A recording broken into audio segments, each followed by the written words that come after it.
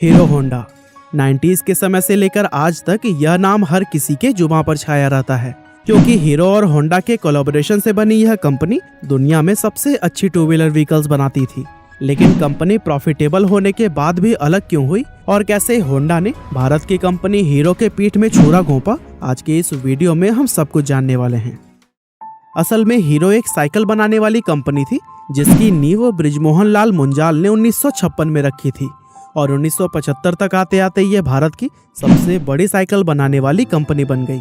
इसके बाद उन्होंने अपनी साइकिल्स को बड़े लेवल पर विदेशों में भी बेचना शुरू कर दिया और इस तरह साल 1986 आने तक ये कंपनी सिर्फ इंडिया ही नहीं बल्कि पूरी दुनिया की सबसे बड़ी साइकिल बनाने वाली कंपनीज में शुमार की जाने लगी। लेकिन उसी दौरान उन्होंने देखा कि फॉरेन मार्केट में मोटरसाइकिल बिजनेस भी काफी तेजी से एक्सपेंड कर रहा है, लेकिन इंडिया में तो लोगों के पास सिर्फ स्कूटर और मोपेड का ही ऑप्शन है। इसीलिए वे इस गैप को फिल करने के लिए इंडियन मार्केट में मोटरसाइकिल उतारना चाहते थे। लेकिन उस वक्त हीरो के साथ प्रॉब्लम यह थी कि उनके पास इंजन बनाने की टेक्नोलॉजी ही नहीं थी, जिसकी वजह से मोटरसाइकिल बनाना उनके लिए तो मुमकिन ही नहीं था। इसीलिए अपने इस प्लान को एक्शन में लाने के लिए उन्होंने किसी विदेशी कंपनी के साथ में कोलैबोरेशन करने के बारे में सोचा।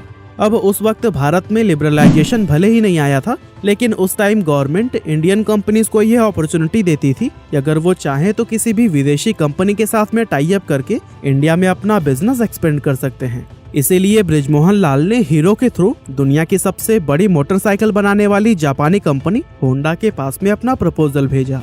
अब क्योंकि उस समय कोई भी विदेशी कंपनी भारत में डायरेक्टली अपना बिजनेस स्टार्ट नहीं कर सकती थी, ऐसे में इस प्रपोजल के जरिए होंडा को इंडियन मार्केट में एंटर करने का एक अच्छा मौका मिल गया, जैसे कि होंडा कंपनी खुद भी नहीं गंवाना चाहता था। इसलिए इन दोनों कंपनीज ने 1984 में एक दूसरे के साथ हाथ मिला लिया।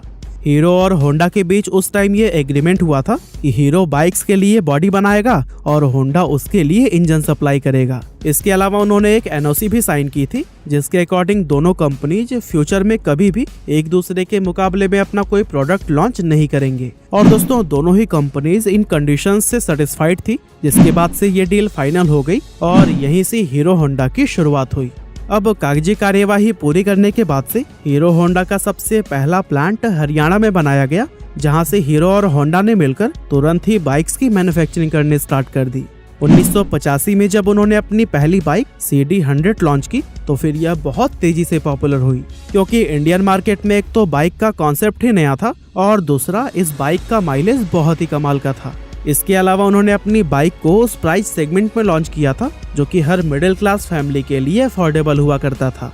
साथ ही उन्होंने अपना मार्केट कैंपेन भी बहुत ही प्रभावी तरीके से तैयार किया था, जहां इनकी टैगलाइन थी fill it, shut it, forget it, यानी कि इसमें पेट्रोल फिल करके भूल जाइए।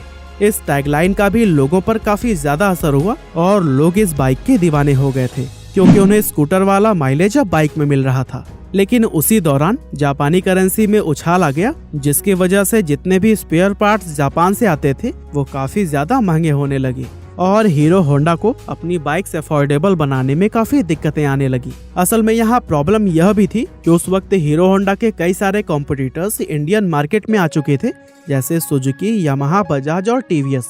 लेकिन ये सारे ब्रांड सिर्फ शहरी इलाकों में रहने वाले वेल्दी कस्टमर्स पर ही फोकस करते थे। लेकिन वहीं अगर हीरो होंडा को देखा जाए तो उनका मेन फोकस इंडिया के मिडिल और लोअर मिडिल क्लास कस्टमर पर था, जो कि एक अफोर्डेबल सोल्यूशन चाहते थे।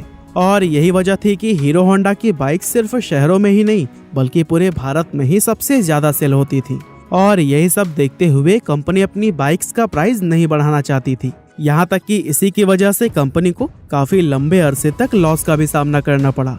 लेकिन 1990 में जब डॉलर का एक्सचेंज प्राइस रेगुलेट हुआ तो फिर हालात थोड़े सुधरने शुरू हो गए और देखते ही देखते कुछ ही समय में हीरो होंडा एक बार फिर से अपनी बाइक्स पर प्रॉफिट कमाने लगा और अगले कुछ ही सालों में कंपनी का प्रॉफिट $10 मिलियन को भी क्रॉस कर गया, जो कि उस जमाने में एक बहुत बड़ा नंबर था। अब यहाँ तक तो चीजें ऊपर से काफी अच्छी नजर आ रही थी, लेकिन अंदर से सिचुएशन बहुत पहले से ही खराब होनी शुरू हो गई थी।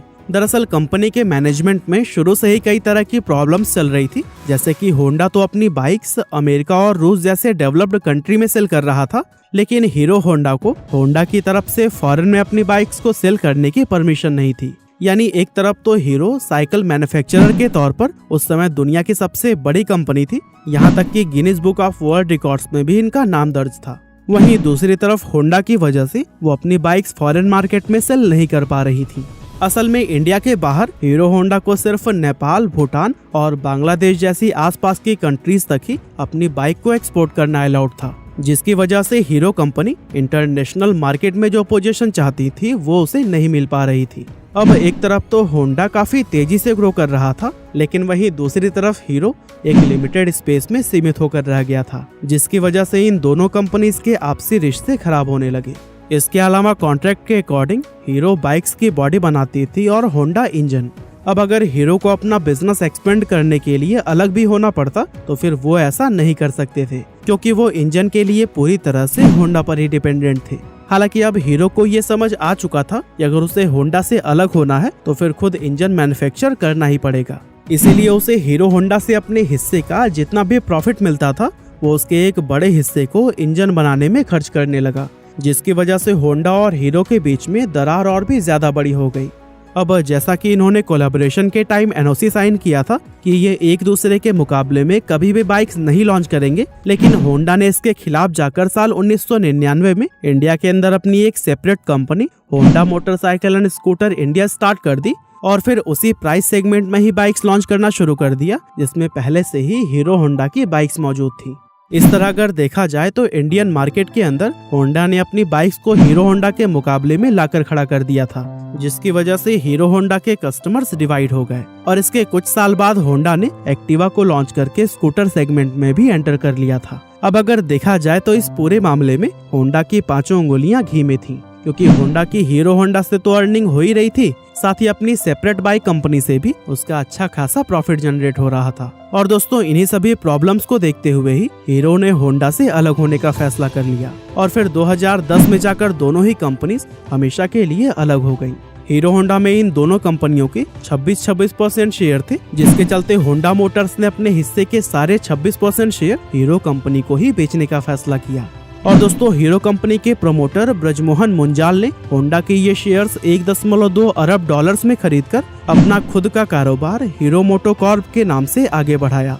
अब जब ये दोनों कंपनीज अलग हुई थी तब ज्यादातर लोगों ने ये कहा था कि होंडा के बिना हीरो मार्केट में कभी भी सरवाइव नहीं कर पाएगी, लेकिन अगर आज की बात करें तो इस समय हीरो मोटोकॉर्प को दुनिया की सबसे बड़ी मोटरसाइकिल बनाने वाली कंपनियों में शुमार किया जाता है। बाकी आज की हमारी इस वीडियो में बस इतना ही था। ये वीडियो आपको कैसी लगी हमें कमेंट करके जरूर बताइएगा। आपका बहुमूल्य समय देने के लिए बहुत बहुत धन्यवाद।